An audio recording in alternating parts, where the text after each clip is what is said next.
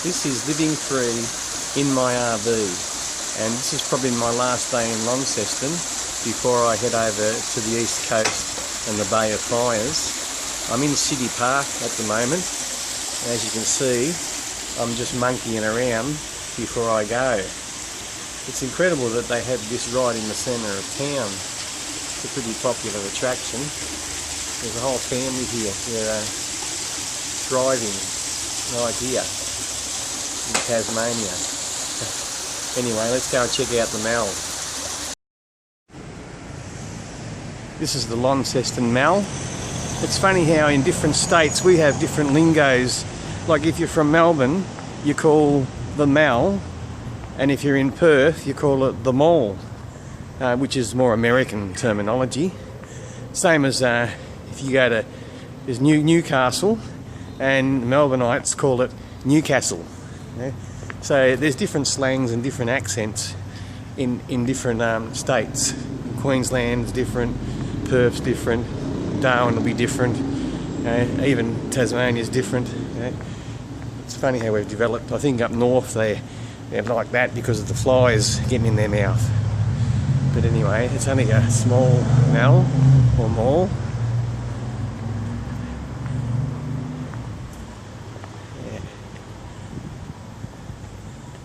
And that's about the whack. This quaint little street's called the Quadrant, and it's a nice pleasant little street here. I'm glad I came in early in the morning so I can park free until 9 AM. But some really old historic buildings here dating back to the 18th century.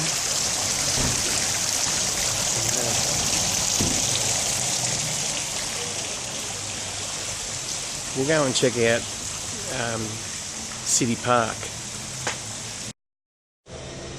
Back in City Park for a final farewell, and we'll just have a look around here.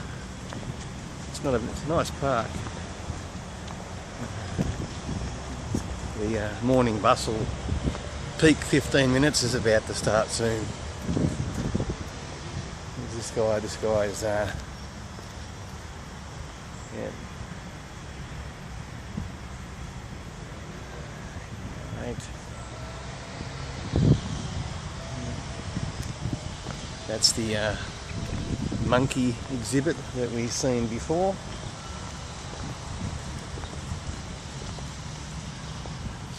It smells nice in here, all the flowers. It's a good time of year, spring. All the blossoms starting to come out. Even though it has been cold in the mornings, it's pleasant during the day. It'll be a little bit different to the Northern Territory. I'll just be wearing shorts,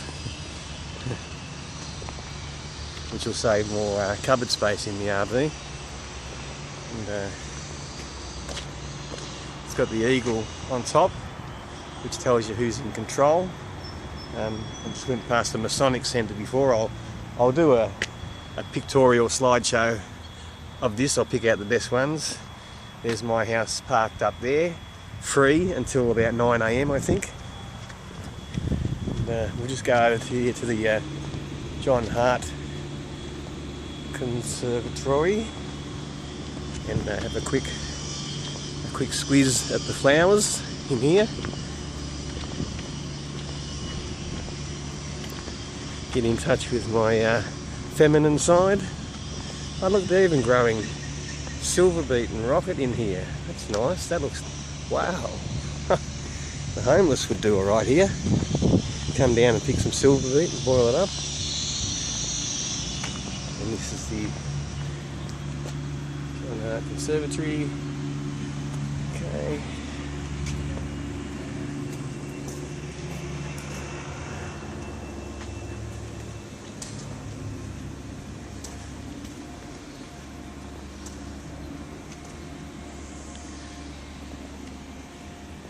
Nice little spot.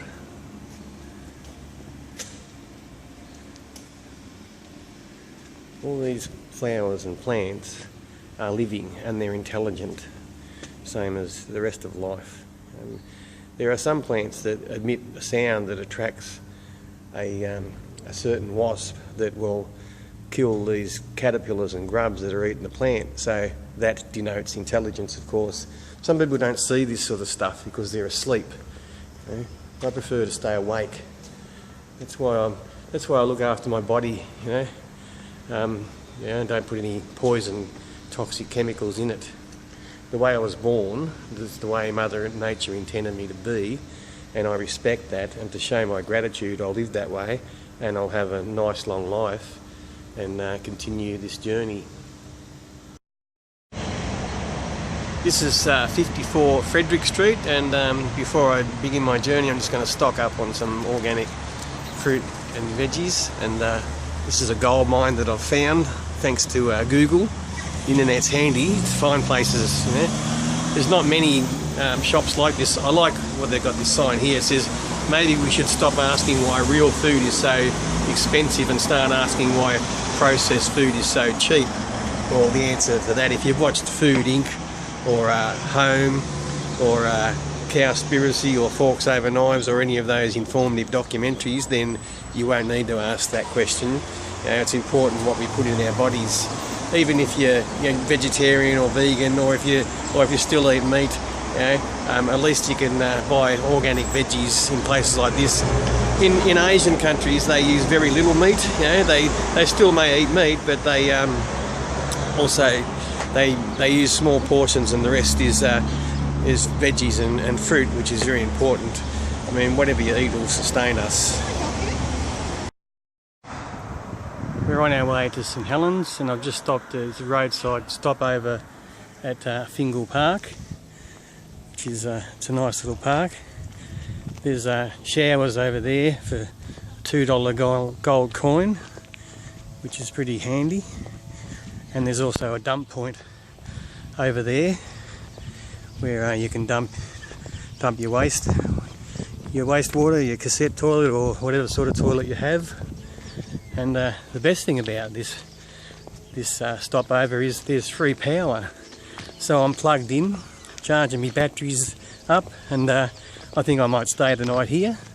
You know, save me generator fuel, and save my water. Have a shower in the morning, which is great. And my water tanks are full.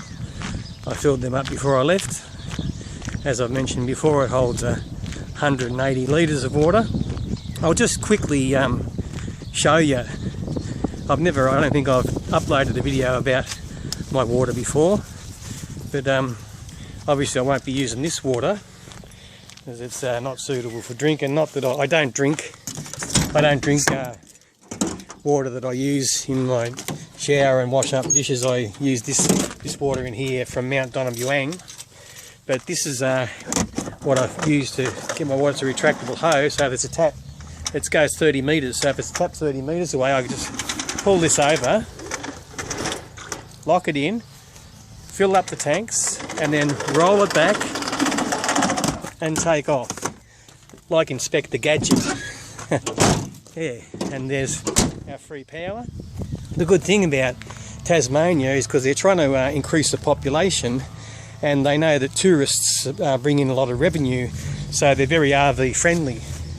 That's why there's so many campsites that are free.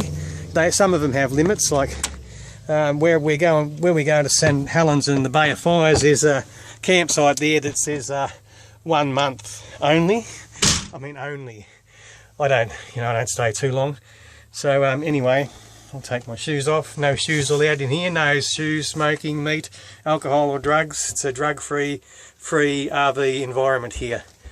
And this is my campsite book, and we are going here, which is St Helens, and all up this coast there's all free campsites, as you can see, and then all the way back down there's free camps all the way. You know, like they're very close in between. As you can see, there's so many of them. You know, it's a really good state to RV in Tasmania. And really, it's probably better to come over in February, but if you're a Mexican Victorian like me, then you're climatised anyway.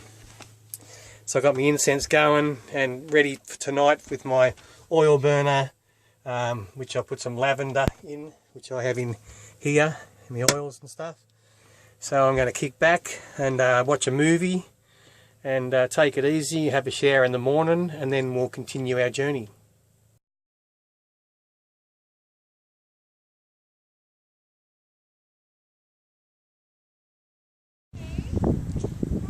This is St Helens. We're at the marina, and it's a beautiful little town. It's picturesque. I've been to the information centre, and you only need one pamphlet on the Bay of Fires, so we're going to go and do that. There's some other members of the RV community over there in the car park. I'm parked here. So what I'll do is I'll upload this and start a new one when we get to the Bay of Fires. Yeah, so I had a look at the real estate before, and there's houses and land packages. Some houses are like 149,000 for really nice places too. Properties are definitely very cheap here. As I mentioned previously, they're trying to increase the population, and you know, it is a lovely place, you know, if you can handle the cold. But anyway, so I'll go and upload this now while I have coverage, and then live free in your RV, and we'll see you in the next part of the journey.